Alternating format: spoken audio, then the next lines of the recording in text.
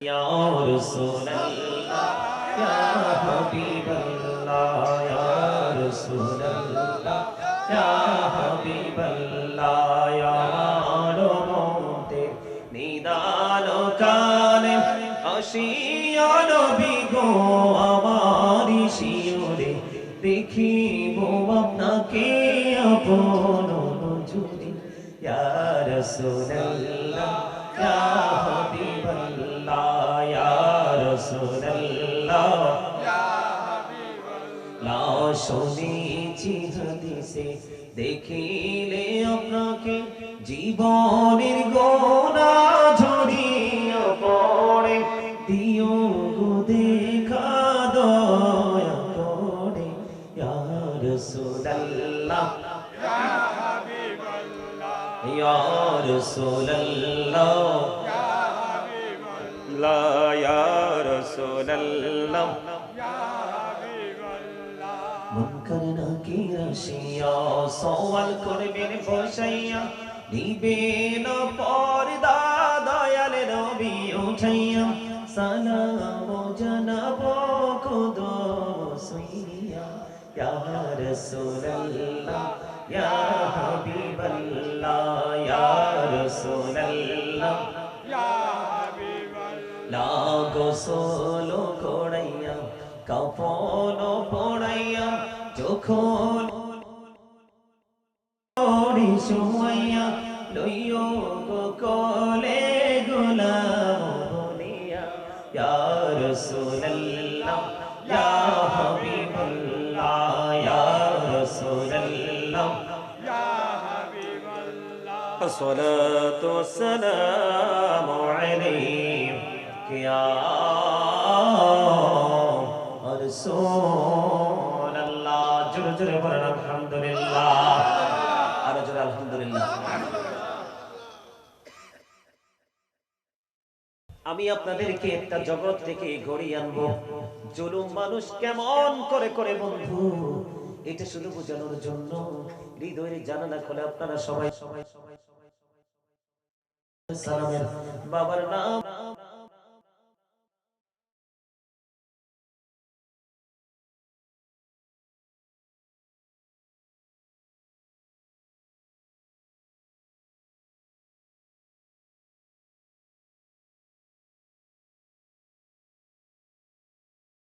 ঝুলিয়ে দেওয়া হয়েছিল। কোন বিপদ আসার আগে এখান থেকে সংকেত আসতো। সুবহানাল্লাহ সুবহানাল্লাহ বলেন না কেন? সবচেয়ে বড় খবর হলো বন্ধু, কারণ আমার আলোচনা পুরোটাই বাকি রয়েছে, আমার নির্দিষ্ট সময়ের মধ্যে এটা শেষ করতে হবে বন্ধু, কারণ আমার দূর পথ পাড়ি দিয়ে যেতে হবে, ঠিক কিনা বন্ধুরি? আমার একটা কুদরতি জিনজির, এমন একটা জিনজির ছিল, ওই জিনজিরটা এমন সবচেয়ে বড় শক্তি হলো এটা হযরত দাউদ আলাইহিস সালামের জীবনে। ওই সময় ওনার জামানায় মানুষ যখন কোনো বিচার আচারে কোনো ফয়সালা কেউ মানতো না, সঠিক বিচার যখন কেউ মানতো না, তখন বন্ধু ওই কুদরতি জিনজিরের কাছে নিয়ে যাওয়া হতো। যারা সত্যবাদী তারা যদি হাত পাতত, এই জিনজির এসে ধরা দিত, স্পর্শ করতে পারত। যারা এই কুদরতি জিনজিরকে ধরতে পারত তারাই সত্যবাদী বলে বিবেচিত হতো, আর যে স্পর্শ করতে পারত না সে বন্ধু মিথ্যাবাদী হয়ে বিবেচিত হতো। জোরে জোরে কন্যা একবার আল্লাহু আকবার। বন্ধুরে আমার, এই রহস্যময় জিনজির আমরা কেমন করে আমরা নিজের উপর নিজে জুলুম করি বোঝার জন্য বন্ধু বলছি। এখান থেকে ছোট্ট একটা এক্সাম্পল আমি আপনাদেরকে দেই। একদিন ওই জামানায় একজন আর একজনের কাছে হীরা মণি মুক্তা মানিক্য এগুলো মজুদ রাখলেন। আমরা আমানত রাখি না? আমানত তো বোঝেন, যেমন ধরেন কিছু টাকা আপনার কাছে থাকলে নষ্ট হয়ে যাবে, স্পয়েল হয়ে যাবে, এটা আপনি কি করলেন? আপনারা কোনো বিশ্বস্ত মানুষের কাছে রেখে দিলেন। তৎকালীন সময়ে গুরুত্বপূর্ণ মূল্যবান ধাতুগুলো তিনি একজনের কাছে বন্ধ রেখে দিলেন। রাখার পরে আবার দিন চলে গেল, রাত চলে গেল, সময় বন্ধ পার হতে লাগলো। পার হতে হতে হতে হতে বন্ধু এমন একটা সময় আসলো, ওই সময় যার মাল হীরা মণি মানিক করে গেছিল, উনি গিয়েছিলেন যার কাছে আমানত রেখেছেন তার কাছে। দেখা যায় সেই নারী কখনো পোশাক পরিহিত নারী হতে পারে না, সেই নারী এবং পুরুষ উলঙ্গ। নাউজুবিল্লাহ। আরো জোরে, আপনারা আমার কথা বোঝেন না? না বোঝে তো কথা কন না কেন? আল্লাহ কি জবান দিছে বুট বাদাম খাওয়ানোর জন্য? হ্যাঁ, বিয়ার বাড়িতে যাইয়া ছেলে পেলে নিয়ে মজা করে খাওয়ার জন্য কুরমা ফলা? চা দোকানে বসে বসে শীতের দিনে গরম গরম চা খাবেন আর মানুষের বদনাম করবেন এটার জন্য? যুবক যারা আছে ফ্রেন্ড সার্কেলদেরকে নিয়ে কোন কোলাহল পরিবেশে গিয়ে তারা কি করবে? তারা কি করবে? অপ্রাসঙ্গিক ভাবে আড্ডা দিবে এই জন্য? আরে না, আল্লাহ রাব্বুল আলামিন জবান দিছে মাওলার জিকির করার জন্য। জোরে জোরে কোন না সুবহানাল্লাহ। আরে আরো জোরে বলেন না সুবহানাল্লাহ। আপনারা আওয়াজ না দিলে তো ওয়াজে মজা পাবো না। আপনারা যে আমার ওয়াজটা পছন্দ করেন, আওয়াজ দিলে না বুঝতাম। কেন আওয়াজ না দিলে কি বুঝবো আমি যে তারা আমারে ভালোবাসে? হ্যাঁ, ভালোবাসার আওয়াজ হয় প্রেমময়, ঠিক কিনা বলেন? এটার মধ্যে কোনো গলত থাকে না, ঠিক না বেঠে? সবচেয়ে বড় কথা হলো নামাজ। আপনার নামাজটা এত মধুর একটা জিনিস, মজার একটা জিনিস, এটা একটা জিকির, শ্রেষ্ঠ জিকির। আপনার আমার প্রাণী রাসূল বন্ধু জানিয়ে দিলেন, শীতের দিনে রাসূল বের হয়ে গেলেন। বের হয়ে যাওয়ার পরে এবার রাসূল দেখতে পাইলেন গাছের পাতাগুলো বন্ধ ঝরে ঝরে পড়ছে। আমার রাসূল গাছের ডালা ধরলেন, ধরার পরে একটা ডাক দিলেন, হে আবু জর। আবু জর উত্তর দিলেন, লাব্বাইকা ইয়া রাসূলুল্লাহ, আমি হাজির গো নবী। এবার আমার নবীজি বললেন, চাইয়া দেখো শীতের কারণে শুষ্ক হয়ে গাছের পাতাগুলো কেমনি ঝরে ঝরে পড়ে রে। শীতের কারণে শুষ্ক হয়ে গাছের পাতাগুলো যেমনি ঝরে ঝরে পড়ে, ঠিক তেমনি ভাবে আল্লাহর বান্দাগুলো যখন সত্যিকারের প্রেম নিয়ে তাকওয়া নিয়ে নামাজ নামক জিকিরের মাধ্যমে আল্লাহর কুদরতি কদমে সিজদাটা দিয়ে দিবে রে, ওই শীতের দিনের গাছের পাতার মতো তার আমলনামা থেকে গুনাহগুলো ঝরে পরিষ্কার হয়ে যাবে। মজা লাগে না? নামাজ শেষ করে দিলাম, আবার হজে যাব। আমাদের দেশের হাজীদের দুইটা সমস্যা, একটা হইলো বুড়া হইয়া হজে যায়, কারণ পাপ টাপ সারা জীবন করে ইচ্ছা মতো বুড়া হইয়া তওবা করে, কিন্তু চাইয়া তো হজের সব কাজ করতে পারে না। আরেকটা হলো ম্যাক্সিমাম লোক বাংলাদেশে সুদের টাকা দিয়ে হজে যায়।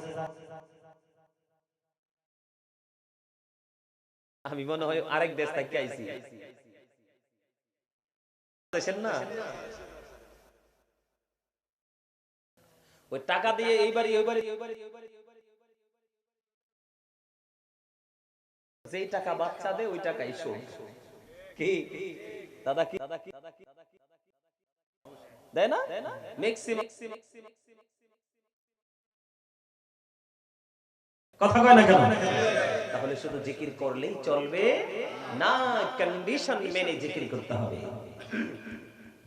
লা তুকবালু সালাতুন বিগাইরি তুহুর ওয়ালা সাদাকাতুন মিন কুরুর, পবিত্রতা ছাড়া ইবাদত কবুল হয় না, আর হালাল টাকা না হইলে কোনো দান সাদাকা কবুল হবে না। নাউজুবিল্লাহ। তাহলে আমাদেরকে জিকির দুরুদের ক্ষেত্রে সচেতন হতে হবে কি হবে না? এটা ছিল আমার সাবজেক্টের বাইরের আলোচনা। কিসের? আমার সাবজেক্টের বাহিরের আলোচনা। এই আলোচনা করার কথা না আমার, কিন্তু আপনাদের অবস্থা দেখে আপনাদেরকে একটু মহাব্বত দিয়ে বলে দিলাম।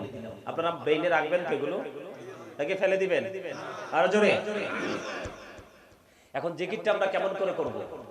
ফাযকুরুল্লাহ কিয়ামান, দাঁড়িয়ে দাঁড়িয়ে জিকির করো, কুউদান, বসে বসে জিকির করো, আলা যুনুবিকুম, শুয়ে শুয়ে জিকির করো। দাঁড়িয়ে থাকলে জিকির করতে হবে, বসে থাকলেও করতে হবে, শুয়ে থাকলেও। কোন ধরনের কোন অজুহাত নেই, চলবে না। কারণ আল্লাহ বলেছেন, ইয়া আইয়ুহাল্লাযীনা আমানু যিকুরুল্লাহা যিকরান কাসীরা ওয়া তাব্বিহুহু বুকরাতাও ওয়া আসীলা। আল্লাহ ঈমানদারদেরকে ডেকে বলেছেন, তোমরা বেশি বেশি করে জিকির করো, সকাল ও সন্ধ্যা আল্লাহর পবিত্রতা ঘোষণা করো, কারণ জিকির ইজ দা হার্ট মেডিসিন, জিকির হলো হার্টের ওষুধ। এই দুনিয়ায় বসে বসে তুমি মাওলার জিকির করবা, মানে কোন জায়গায় তোমার স্মরণ করবে। জিকিরটা হলো বাংলা শব্দ। কি? বাংলাতে বলা হয় স্মরণ, আরবিতে বলা হয় জিকির, ইংলিশে বলা হয় রিমেম্বার। আমরা এখানে স্মরণ করব, মালিক আমাদেরকে মালিকের জায়গা থেকে স্মরণ করবে। সুবহানাল্লাহ। আল্লাহ আমাদের সবাইকে কবুল করে নিক। সকলে বলেন আমিন। আরো জোরে বলেন আমিন। আমি আজকে আলোচনার শিরোনাম দিয়েছি, ইয়া আইয়ুহাল্লাযীনা আমানু কু আনফুসাকুম ওয়া আহলিকুম নারা। আল্লাহ রাব্বুল আলামিন ঈমানদারকে ডেকে বলেছেন, কু আনফুসাকুম ওয়া আহলিকুম নারা, আল্লাহ ঈমানদারকে দেখে বলেছেন তুমি জাহান্নাম থেকে বাঁচো, তোমার পরিবারকেও জাহান্নাম থেকে বাঁচাও। কি কি গভীর জিনিস খেয়াল করছেন? মানে আমি জাহান্নাম থেকে বাঁচবো এবং আমার পরিবারকেও জাহান্নাম থেকে বাঁচাবো। এখন বাঁচতে হলে এবং বাঁচাতে হলে আমাদেরকে কি করতে হবে? জিকির। কথা কয় না, করতে হবে না? জিকির যারা করে না তারাই তো জুলুম করে। বলে হুজুর কেন? আজকে যারা এই মাহফিলে আসেনি তারাও কিন্তু তাদের উপরে জুলুম করতেছে। কেমনে? আপনার জীবনের প্রত্যেকটা সময়ের হিসাব কিন্তু আল্লাহ নিবে, প্রত্যেকটা মুহূর্তের হিসাব কিন্তু আল্লাহ নিবে। নিবে যে কেমনে? ইন্না বাতশা রাব্বিকা লাশাদীদ, the sieging of Allah is difficult. আল্লাহ ধরা, আল্লাহর পাকড়াও বড় শক্ত, বড় কঠিন। আল্লাহ হিসাব নেওয়ার জন্য বান্দাকে খুব শক্ত করে ধরবে। ধরার পরে কি করবে? ইন্নাল্লাহা সারিউল হিসাব, আল্লাহ is quick to take account. আল্লাহ হিসাব গ্রহণে অত্যন্ত তৎপর, শক্ত করে ধরবে, হিসাব নেবে চুকিয়ে চুকিয়ে। এখন আমরা কিভাবে জবাব দিব? আমার জানা নাই ভাষাটা। বলে হুজুর কেন জানা নাই আপনার? কারণ সূরা ইউনূসের 44 নম্বর আয়াতে আল্লাহ বলেছেন ইন্নাল্লাহা লা ইয়াজলিমুন নাসা শাইয়্যান ওয়ালাকিন্নান নাসা আনফুসাহুম ইয়াজলিমুন। আল্লাহ বলেছেন আল্লাহ আল্লাহর বান্দার উপর অত্যাচার করে না, বান্দার উপর জুলুম করে না, বান্দা নিজেই নিজের উপর জুলুম করে। ওমা নাউযুবিল্লাহ বলে না দিন। মানে আমরা আমাদের উপর আল্লাহ জুলুম করে না, আমরা নিজেরাই নিজেদের উপর জুলুম। এখন যারা জালেম তাদের সম্পর্কে আল্লাহ কি বলেছেন? আল্লাহু লা ইউহিব্বুজ জালিমিন। যারা অত্যাচার করে আল্লাহ তাদেরকে পছন্দ করে না, ভালোবাসেন না। নাউযুবিল্লাহ বলেন না। আরে আরো জোরে। এরপর আল্লাহ বলেছেন ওমালিজ জালিমিনা মিন আনসার। জালেমরা যখন বিপদে পড়ে যায়, অত্যাচারীরা যখন বিপদে পড়ে, আল্লাহ তাদের জন্য কোনো সাহায্যকারীও রাখেন না। আরো জোরে কর না নাউযুবিল্লাহ। কত ভয়ঙ্কর খবর খেয়াল করছেন? কি ধরবে খুব শক্তভাবে, হিসাব নিবে চুকিয়ে চুকিয়ে। আল্লাহ কারোর উপর জুলুম করে না, বান্দা নিজে নিজের উপর জুলুম করে। ওয়াল্লাহু লা ইউহিব্বুজ জালিমিন। জালেমদেরকে আল্লাহ পছন্দ করে না। ওমালিজ জালিমিনা মিন আনসার। জালেম যখন বিপদে পড়ে আল্লাহ তাদের জন্য কোনো সাহায্যকারী রাখে না। জোরে জোরে বলে নাউযুবিল্লাহ। আর কত ভয়ঙ্কর খবর আল্লাহ বলেছেন লা ইয়ামুতু, people will not die that day. সেদিন মানুষ আর মরতে পারবে না, কারণ তারা যন্ত্রণায় পড়ে বাঁচতে চাইবে। কি করতে চাইবে? এই দুনিয়াতে মানুষ মরতে চায় না, যখন দেখে আর ভাল লাগে না আল্লাহ নিয়ে যাও বলে না, কিন্তু ওপারে আর মরার সুযোগ নেই। লা ইয়ামুতু, people will not die that day. সেদিন মানুষ মরতে পারবে না। আল্লাহ যদি না নাও তাহলে আমরা সুস্থ করে দাও, বাঁচিয়ে দাও। আল্লাহ বলেছেন ওপারে এটা চলবে না। ফিহা ওয়ালা ইয়াহইয়া, people will not be able to live that day. সেদিন মানুষ বাঁচতেও পারবে না। আল্লাহ রাব্বুল আলামিন বলে দিয়েছেন ওমা হুমান হাবি গায়িবিন, people will not be able to escape that day. সেদিন মানুষ সেখান থেকে আর পালাতেও পারবে না। বাঁচারও সুযোগ নাই, মরারও সুযোগ নাই, পালিয়ে যাওয়ারও কোনো সুযোগ নেই। ঠিক কিনা বলেন? তাহলে আমাদের এই জুলুম থেকে বেঁচে থাকার দরকার আছে না নাই? আর জোরে বলেন না। এখন জুলুম আমরা কেমনে করি এটা একটু জানার দরকার আছে। আছে না নাই? আমরা তো বুঝি না কেমনে জুলুম করি, ঠিক না? কারণ আমরা কিভাবে জুলুম করি এটা আমি বিভিন্ন দিক থেকে আপনাদেরকে একটু এক্সাম্পল দেওয়ার চেষ্টা করব। আপনারা মন দিয়ে শুনবেন। তার আগে একটু দরুদ পড়ে নেন। ইয়া রাসূলুল্লাহ ইয়া হাবিবাল্লাহ ইয়া রাসূলুল্লাহ ইয়া হাবিবাল্লাহ ইয়া রহমতে নিদান কালে আসিয়া নবী গো আমারি শিরে দেখিব আপনাকে আপন নজরে। ইয়া রাসূলুল্লাহ ইয়া হাবিবাল্লাহ ইয়া রাসূলুল্লাহ ইয়া হাবিবাল্লাহ। শুনেছি হাদিসে দেখিলে আপনাকে জীবনের গোনা ঝরিয়া পড়ে, দিও গো দেখা দয়া করে। ইয়া রাসূলুল্লাহ ইয়া হাবিবাল্লাহ ইয়া রাসূলুল্লাহ ইয়া হাবিবাল্লাহ ইয়া রাসূলুল্লাহ ইয়া হাবিবাল্লাহ মুনকার নাকির আসিয়া সওয়াল করবেন বসাইয়া নিবেন পর্দা দয়াল নবী উঠাইয়া সালাম জানাবো কদম সুইয়া ইয়া রাসূলুল্লাহ ইয়া হাবিবাল্লাহ ইয়া রাসূলুল্লাহ ইয়া হাবিবাল্লাহ গোসল করাইয়া কাফন পড়াইয়া যখন শুয়াইয়া লইও গো কোলে গোলাম বলিয়া ইয়া রাসূলুল্লাহ ইয়া হাবিবাল্লাহ ইয়া রাসূলুল্লাহ ইয়া হাবিবাল্লাহ সালাতু ওয়াসসালামু আলাইকা ইয়া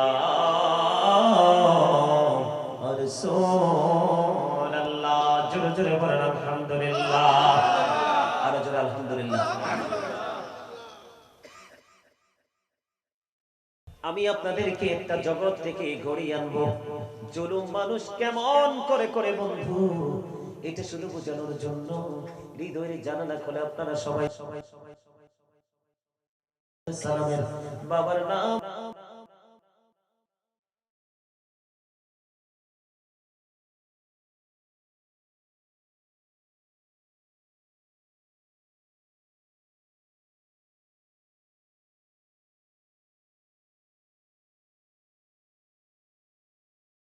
ঝুলিয়ে দেওয়া হয়েছিল কোন বিপদ আসার আগে এখান থেকে সংকেত আসতো সুবহানাল্লাহ সুবহানাল্লাহ বলেন না কেন সবচেয়ে বড় খবর হলো বন্ধু কারণ আমার আলোচনা পুরোটাই বাকি রয়েছে আমার নির্দিষ্ট সময়ের মধ্যে এটা শেষ করতে হবে বন্ধু কারণ আবার দূর পথ পাড়ি দিয়ে যেতে হবে ঠিক কিনা বন্ধুরি আমার একটা কুদরতি জিনজির এমন একটা জিনজির ছিল ওই জিনজিরটা এমন সবচেয়ে বড় শক্তি হলো এটা হযরত দাউদ আলাইহিস সালামের জীবনে ওই সময় ওনার জামানায় মানুষ যখন কোনো বিচার আচারে কোনো ফয়সালা কেউ মানত না সঠিক বিচার যখন কেউ মানত না তখন বন্ধু ওই কুদরতি জিনজিরের কাছে নিয়ে যাওয়া হতো যারা সত্যবাদী তারা যদি হাত পাতত এই জিনজির এসে ধরা দিত স্পর্শ করতে পারত যারা এই কুদরতি জিনজিরকে ধরতে পারত তারাই সত্যবাদী বলে বিবেচিত হতো আর যে স্পর্শ করতে পারত না সে বন্ধু মিথ্যাবাদী হয়ে বিবেচিত হতো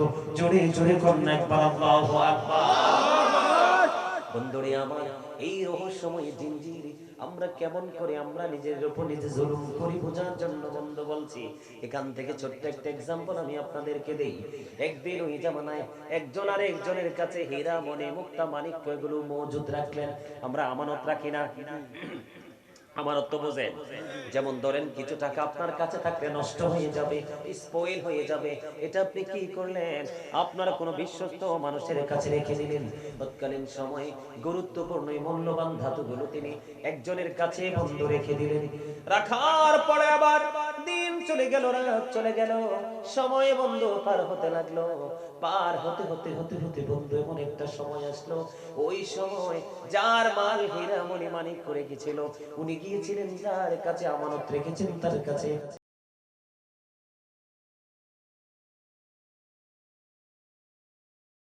তিনি আমানত রেখেছেন তিনি বললেন না না না আমি তো তোমার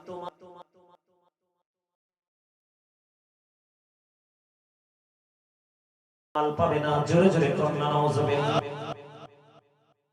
চেষ্টা করলেন পাওনাদার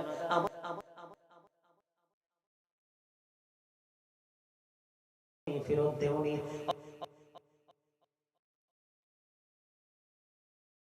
এই জুলুমের মাধ্যমে কেমন করে মানুষ আল্লাহর রহমত থেকে বঞ্চিত হয়ে যায় আলোচনা শুনলে আপনারা বুঝতে পারবেন তার কারণ হলো এখন বর্তমানে আমাদের বাংলাদেশের মানুষগুলো যদিও বন্ধু মুসলমান আপনি নজর দিয়ে চাইয়া দেখেন মানুষ সর্বস্তরে রহমত থেকে বঞ্চিত ভুল বললাম কথা বলেন না কেন বন্ধু হায়াতের যে সুস্থতা থাকার কথা সেটা নাই এমন এক অভিশপ্ত রোগ মানুষের জীবনে নেমে এসেছে ডায়াবেটিস পেটের খিদায় সে পাগল হয়ে যায় খাবারগুলো সামনে থাকে খেতে পারে না ঠিক কিনা বলেন দুনিয়াতে মানুষ এসেছে একবারের জন্য, অল্প দিনের মধ্যে মানুষগুলো বিদায় হয়ে যায়, আছে না নাই? সব দিকে মানুষ গজবের দিকে ধাবিত হলো শুধুমাত্র নিজের জুলুমের কারণে। ও বন্ধু, তখন অনেক দুজনের মধ্যে অনেক আলাপ আলোচনা হলো, অনেক কথা কাটাকাটি হলো, কিন্তু যার কাছে মালগুলো রাখা আছে তিনি মাল দেবে না। তিনি বলতেছে তোমার মাল আমি তোমাকে ফেরত দিয়ে দিয়েছি, দিব। এখন তুমি আমার কাছে কেন এসেছো? এবার তাকে বলা হলো ওই যে দাউদ আলাইহিস সালামের কাছে ওই যে জিঞ্জির, আল্লাহ কুদরতি জিঞ্জির পাঠিয়ে দিল, ওখানে গেলে কারো কোনো সাক্ষীর প্রয়োজন হয় না, ওখানে গেলেই তো ফয়সালা হয়ে যাবে, তুমি চলো চলো ওই জিঞ্জিরের কাছে চলো। এবার তিনি বললেন না না না, আমি কোনোদিন মিথ্যা কথা বলিনি, আমার জীবনে আমি কোনোদিন মিথ্যে কথা বলিনি, আমি কোনোদিন মিথ্যা বলিনি, আমি কেন এই কুদরতি জিঞ্জিরের কাছে যাব? জিঞ্জিরের কাছে যাওয়ার কোনো প্রয়োজন নেই। বন্ধু, তৎকালীন সময়ে যারা বিচার আচার করতেন, সমাধান করতেন, তখন ওই ব্যক্তি পাওনাদার গেলেন তাদের কাছে, গিয়ে বললেন আমার মাল তার কাছে গচ্ছিত রেখেছিলাম, এখন সে বলতেছে মাল নাকি আমার কাছে ফেরত দিয়ে দিয়েছে, কিন্তু আমি এই মাল ফেরত পাইনি, আমার এই মাল ফেরত পেতে চাই। তখন তাকে বিচারের কাঠগড়ায় দাঁড় করানো হলো। কি হলো বিচার? ওই জিঞ্জিরের কাছে যাবে, তুমি যদি সত্যবাদী হও ওই জিঞ্জিরের মাধ্যমে প্রমাণিত হবে। জোরে জোরে আল্লাহু আকবার। একবার বলেন না, আরেকবার বলেন আল্লাহু আকবার। বন্ধুরে আমার, যখন বলা হলো ওই জিঞ্জিরের কাছে যেতে হবে, এবার ওই ব্যক্তিটা গেলেন যার কাছে মাল।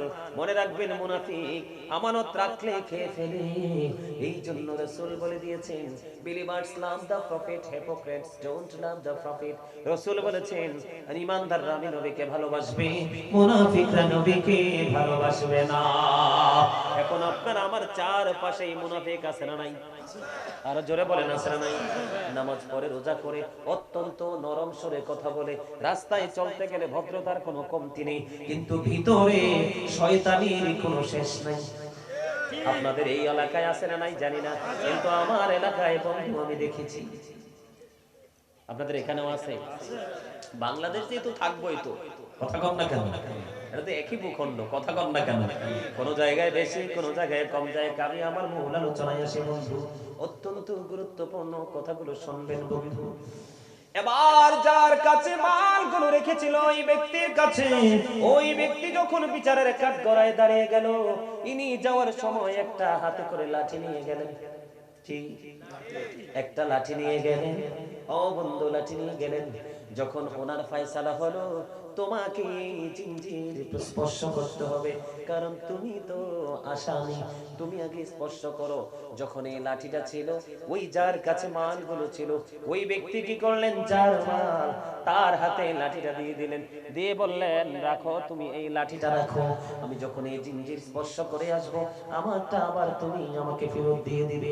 এই কথা বলে মালিকের কাছে যার মাল তার কাছে লাঠিটা দিয়ে গেলেন। লাঠিটা দিয়ে ওই জিঞ্জিরের কাছে গেলেন, যে বললেন আল্লাহ আমি তার মাল তার কাছে রেখে এসেছি, আমাকে তুমি জিঞ্জির স্পর্শ করার শক্তি দাও। তখন বন্ধু ওই জিঞ্জির তাকে সে ধরা দিল, তখন সে জাতির কাছে সত্যবাদী হিসাবে প্রমাণিত হয়ে গেল। জোরে জোরে করুন একবার আল্লাহু আকবার। এবার কি করলেন, এখন থেকে তিনি ফিরে আসলেন, ফিরে এসে বন্ধু এবার কি করলেন, যার কাছে মালের মালিক ওনাকে বললেন তোমার লাঠিটা দাও। এবার ওনার কাছে আবার লাঠিটা ফেরত দিলেন। ফেরত দিয়ে উপস্থিতি অনেক মানুষ এসেছে তাদের এই ফয়সালা দেখার জন্য। আমাদের এলাকায় এমন বন্ধু বিচার আচার হইলে মানুষ আসে না, কথা বলে না কেন? ছোট বড় সবাই তো আসে না সালিশ দেখতে। তখন ওনার কাছ থেকে লাঠিটা আবার যার কাছে মাল রেখেছিলেন তাকে দিয়ে দিলেন। দিয়ে যখন যার মাল তিনি গেলেন, মালিক পৃথিবীর কেউ না জানলেও তুমি তো জানো আমার এই মূল্যবান সম্পদ আমি এখনো পাইনি, আমাকে জিঞ্জির স্পর্শ করার তৌফিক তুমি দাও, কারণ এই জিঞ্জির এসে ধরা দিতে হবে, মানুষ গিয়ে লাভ দিয়ে ধরতে পারবে না। আল্লাহর কাছে দোয়া করলেন, ওই কুদরতি জিঞ্জির এসে বন্ধু ধরা দিয়ে দিল। এবার কি করলো, তিনিও তো সত্যবাদী। আল্লাহু আকবার বলেন না। হিসাবটা বুঝতে পারছেন নি? হিসাবটা একটু গরমিল হয়ে গেল না? একজন দোষী হবে আরেকজন নির্দোষ হবে, ঠিক কিনা বলে? কিন্তু দুইজন সত্যবাদী, এটা কেমন করে সম্ভব? দিন ফুরিয়ে গেল, বন্ধু, রাত ফুরিয়ে গেল, তৎক্ষণাৎ মানুষগুলো আশ্চর্য হয়ে গেল, কি হলো কি হলো? দুইজন কখনো সত্যবাদী হতে পারে না, একজন সত্যবাদী একজন মিথ্যাবাদী হবে। কিন্তু দেখতে পেলাম দুইজনই সত্যবাদী, দুইজনই জিঞ্জিরে স্পর্শ করতে পারলো। বন্ধুরে আমার, এবার কি করলেন? দিন ফুরিয়ে গেল, রাত ফুরিয়ে গেল, পরের দিন চাইয়া দেখে ওই আল্লাহর রহমতের কুদরতি জিঞ্জির আর নাই। ও বন্ধু, ওই কুদরতি জিঞ্জির, আল্লাহু আকবার, একবার বলেন না নাউজুবিল্লাহ। এই কুদরতি জিঞ্জির আল্লাহ উঠিয়ে নিলেন। যেই করা যেত, বিপদ আসলে বিপদের খবর পাওয়া যেত অগ্রিম, ওই সন্ধান বন্ধু মানুষগুলো পাইতো রে। ও বন্ধু, আজকে দেখা গেল ওই জিঞ্জির হয়ে গেল। এই প্রেমময় রহমতের জিঞ্জির কোথায় হারিয়ে গেল? কি ছিল সেই রহস্য? গতকালকের বিচারের মধ্যে কি ছিল? রহস্য উদ্ঘাটন করতে করতে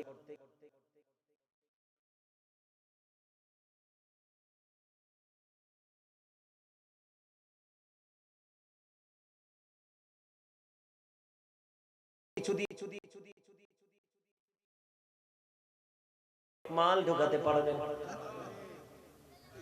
যখন ওই ব্যক্তি যার কাছে মালগুলো বন্ধু ছিল, উনি কি করলেন?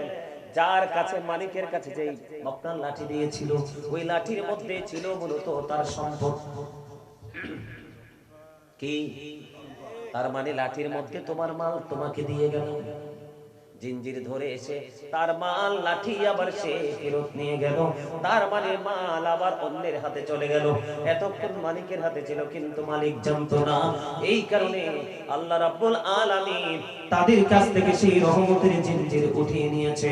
ঠিক তেমনি ভাবে আমাদের চোখের সামনে থাকে একরকম, আমাদের পিছনে থাকে আরেক রকম, ঠিক না বলেন? এখানে কি সমস্যা? কানে কানে কথা কেন? কি সমস্যা? কি হ্যাঁ, আপনি এনতে উঠে গেছেন, কার সমস্যা না হইলে এনে বল, সমস্যা না হলে এনে বল। তোমার কি সমস্যা? এই পিচ্ছি তোমার সমস্যা? যাও ওইলে নি চুপচাপ আলোচনা শুনবা, আর নাহলে সোজা দর্শক সারিতে গিয়ে বসবা, একদম সোজা কথা। আপনারা বলেন খারাপ লাগে না?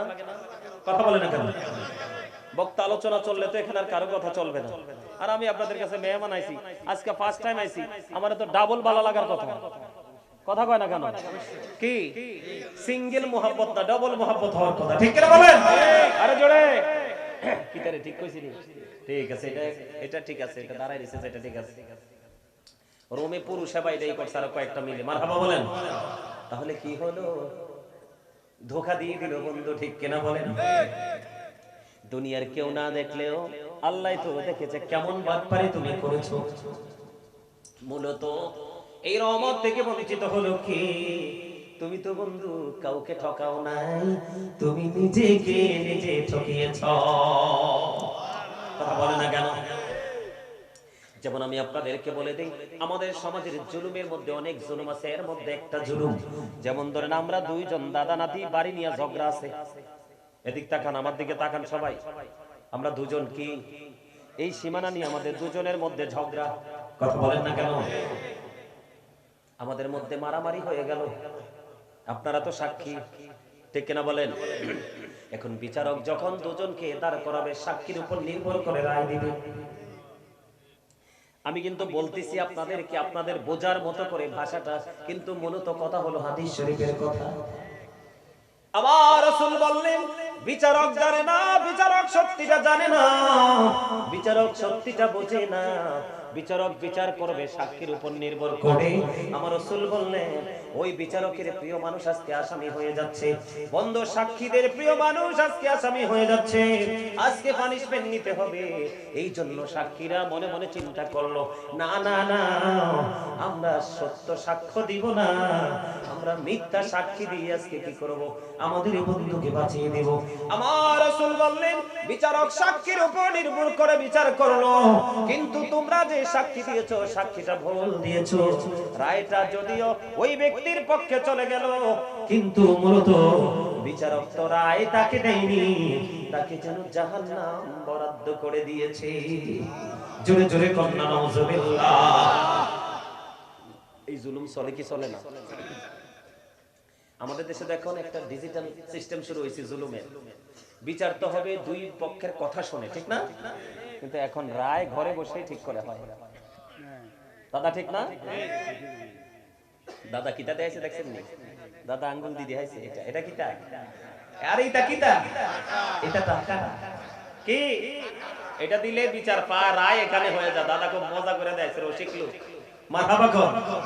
আরো জোরে একবার কন্যা নাউজুবিল্লাহ। আরো জোরে। আরেকটা মজার খবর শোনাই বন্ধু। কিভাবে মানুষ জুলুম করে, কিভাবে নিজের উপর নিজে গজব ডেকে আনে, কেমন করে মানুষগুলো ধ্বংস হয়ে যায়। আমার নবীর আগে পৃথিবীর বুকে বিচরণ করেছিলেন বন্ধু ঈসা রুহুল্লাহ। ও বন্ধু, যিনি বাবা ছাড়া পৃথিবীতে আসলো, জিব্রাইল এসে মা মরিয়মের দিকে তাকায়া ফু দিল।